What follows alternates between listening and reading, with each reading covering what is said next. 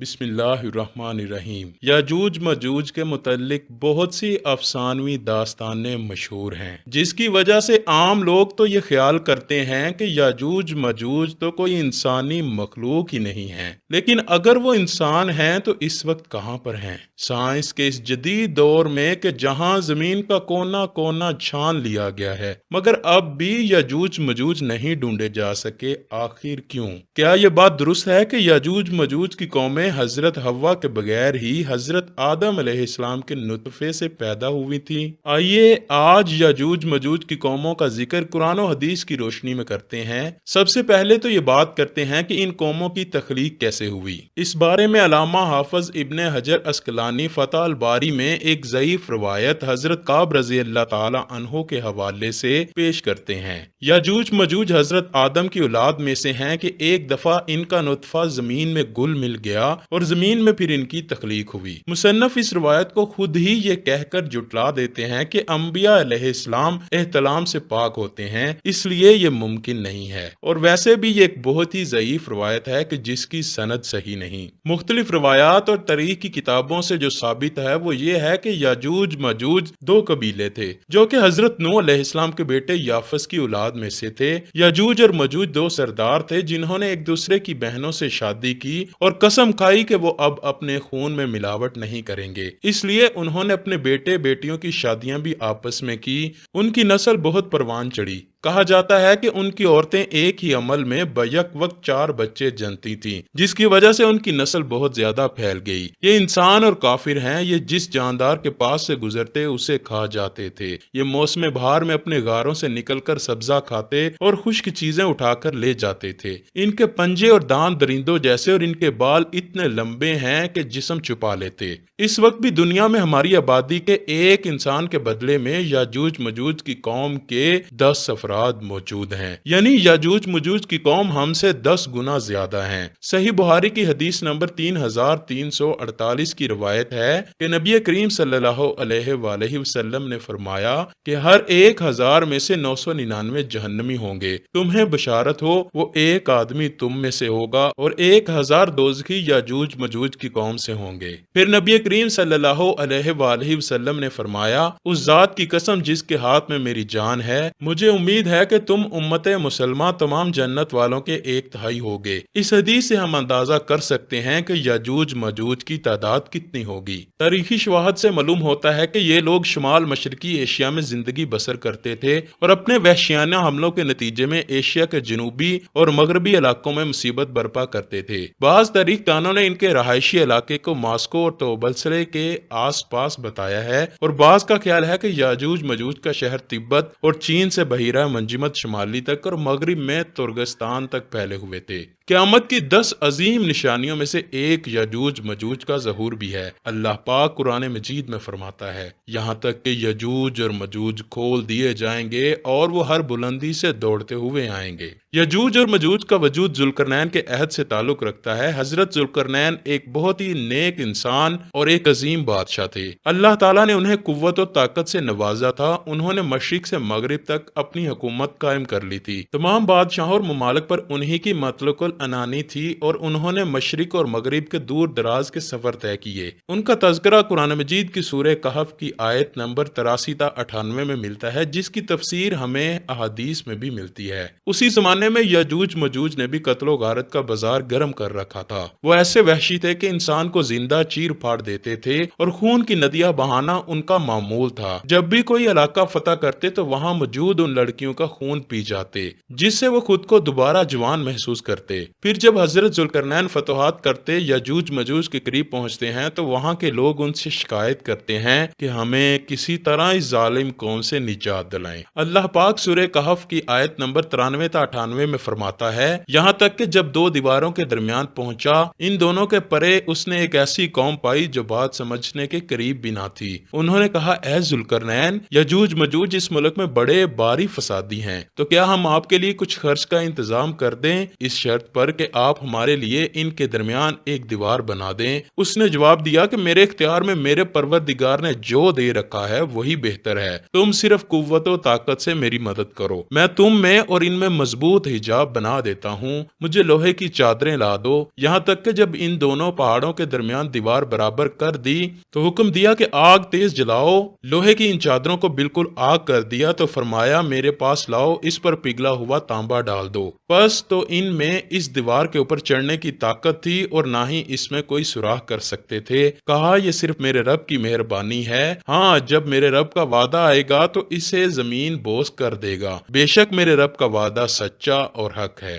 اب آپ یہ تو جان چکے ہوں گے کہ یاجوج مجوج کو کس نے اور کیسے قید کیا، لیکن سوال اب یہ ہے کہ وہ کب اور کیسے اس دیوار کو گرا کر باہر آئیں گے۔ اس بارے میں ابن ماجہ کی حدیث نمبر 4080 پیش کرتے ہیں۔ حضور صلی اللہ علیہ وآلہ وسلم نے فرمایا یاجوج و ماجوج ہر روز اپنی دیوار کھودتے ہیں، یہاں تک کہ جب قریب ہوتا ہے کہ سورج کی روشنی ان کو دکھائی دے تو جو شخص ان کا سردار ہوتا ہے وہ کہتا ہے اب لوٹ چلو باقی کل کھودیں گے، پھر اللہ تعالیٰ اسے ویسی ہی مضبوط کر دیتے ہیں جیسی وہ پہلے تھی، یہاں تک کہ جب ان کی مدت پوری ہو جائے گی اور اللہ تعالیٰ کو ان کا خروج منظور ہوگا تو وہ عادات کے مطابق دیوار کھودیں گے۔ جب کھودتے کھودتے قریب ہوگا کہ سورج کی روشنی دیکھیں تو اس وقت ان کا سردار کہے گا اب لوٹ چلو انشاءاللہ کل کھودیں گے، اور انشاءاللہ کا لفظ کہیں گے، چنانچہ اس دن وہ لوٹ جائیں گے اور دیوار اسی حال پر رہے گی جیسے وہ چھوڑ کے گئے تھے۔ پھر وہ صبح آ کر اسے کھودیں گے اور اسے کھود کر باہر نکالیں گے۔ محدثین و مفسرین میں یاجوج مجوج کی قوم اور ذوالقرنین کی دیوار کے حوالے سے بہت سے اختلافات پائے جاتے ہیں۔ اب تک 5 ایسی دیواریں سامنے آ چکی ہیں جن کے بارے میں قیاس کیا جاتا ہے کہ ان کے پیچھے یاجوج مجوج کو قید کیا گیا تھا۔ ان میں سے ایک دیوار چین بھی ہے لیکن یہ عام مسالے سے بنی ہوئی ہے۔ یمن میں دیوار مارب کے بارے میں بھی سد ذوالقرنین ہونے کا گمان کیا جاتا ہے لیکن یہ سیلاب روکنے کے لیے بنائی گئی تھی۔ کفکار میں دریائے خضر اور بحر اسود کے درمیان دیوار کی طرح کا پہاڑی سلسلہ شمال اور جنوب کو الگ کرتا ہے، یہاں ایک لوہے کی دیوار بھی نظر آتی ہے جس کے بارے میں لوگ قیاس کرتے ہیں کہ یہی ذوالقرنین کی دیوار ہے۔ ایک صحابی نے رسول اللہ صلی اللہ علیہ وآلہ وسلم سے عرض کیا میں نے اس دیوار کو داری دار چادر کی طرح دیکھا ہے جس کی ایک داری سرخ اور ایک کالی ہے۔ اس پر آپ صلی اللہ علیہ وآلہ وسلم نے فرمایا واقعی تم نے اس کو دیکھا ہے۔ باقی یہ دعویٰ کہ سائنس کی ترقی کی وجہ سے اب دنیا کا کوئی کونا چھپا ہوا نہیں، یہ دعویٰ غلط ہے اور بے دلیل ہے۔ جس دیوار کی اور جس قوم کی حق تعالیٰ نے خبر دی ہے وہ صحیح اور درست ہے اور اس پر ایمان لانا واجب ہے، اس کی تصدیق فرض ہے، مگر ہم کو اس دیوار کا موقع اور محل معلوم نہیں۔ بلا شبہ عقلاً یہ ممکن ہے کہ ہمارے اور ان کے درمیان بڑے بڑے سمندر اور بڑے بڑے پہاڑ حائل ہوں۔ اب سوال یہ پیدا ہوتا ہے کہ پہلے دجال کا ظہور ہوگا یا پھر یاجوج مجوج کا۔ صحیح مسلم کی روایت میں حضور صلی اللہ علیہ وآلہ وسلم فرماتے ہیں جب دجال کا ظہور ہو جائے گا تو حضرت عیسیٰ ابن مریم علیہ السلام دمشق کی مشرقی جانب سفید مینار پر زرد کپڑے پہنے ہوئے 2 فرشتوں کے بازوؤں پر ہاتھ رکھے ہوئے اتریں گے، ان کی سانس کی باب جس طرف جس کافر کو بھی پہنچے گی وہ ہلاک ہو جائے گا۔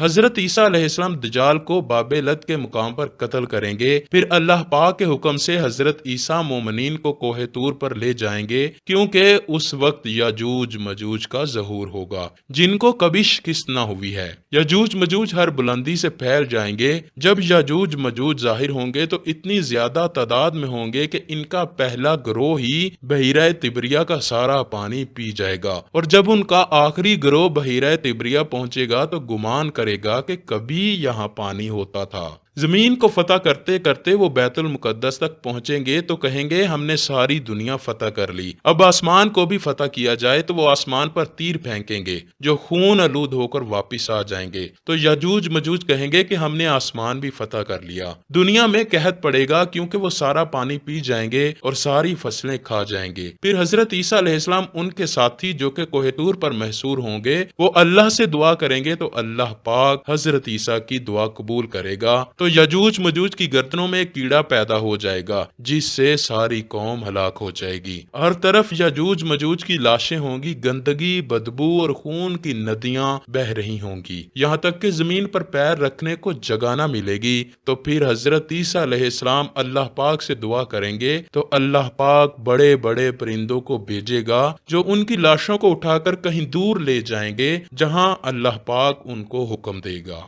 رسول اللہ صلی اللہ علیہ وآلہ وسلم نے فرمایا، اس ذات کی قسم جس کے ہاتھ میں میری جان ہے، زمین کے جانور ان کا گوشت اور چربی کھا کر خوب موٹے ہوں گے۔ جب پرندے ان کی لاشوں کو اٹھا کر لے جائیں گے تو ان کے تیر کمان اس مقدار میں زمین پر ہوں گے کہ مسلمان ان کے تیر اور کمانوں سے 7 سال تک ایندھن جلا سکیں گے۔ اس کے بعد اللہ پاک ایسی بارش برسائے گا کہ سب کچھ اس میں بہہ جائے گا اور زمین ساری کی ساری دھل کر پاک ہو جائے گی۔ پھر زمین پر ایسے پھل اگیں گے کہ ایک انار ایک جماعت کے لیے کافی ہو جائے گا۔ دودھ میں ایسی برکت ہوگی کہ ایک اونٹنی کا دودھ ایک بڑی جماعت کے لیے کافی ہوگا، ایک بکری کا دودھ ایک گھرانے کے لیے کافی ہوگا۔ پھر کئی سال تک لوگ ایسے ہی رہیں گے۔ پھر اللہ پاک ایک ٹھنڈی ہوا بھیجے گا جو سارے مومنین کی جانیں لے لے گی اور باقی لوگ گدھوں کی طرح کھلے عام زنا کریں گے، ظلم و زیادتی پھیل جائے گی، پھر انہی لوگوں پر قیامت برپا ہوگی۔ آئیے اللہ پاک سے دعا کرتے ہیں کہ وہ ہمیں یجوج مجوج کے فتنے سے محفوظ رکھے اور بروز قیامت ہمیں ہمارے پیارے نبی حضرت محمد صلی اللہ علیہ وآلہ وسلم کے سایہ شفقت میں جگہ عطا فرمائے۔ ہے اللہ پاک، ہم گناہ گاروں کے گناہوں کو معاف فرما دے اور ہم پر وہ بوجھ نہ ڈال جس کو اٹھانے کی سکت ہم میں نہیں۔ ویڈیو کو شیئر کرنا مت بھولیے گا اور کمنٹ سیکشن میں آمین ضرور لکھیے گا، نہ جانے کس کی آمین سے ہماری دعائیں قبول ہو جائیں۔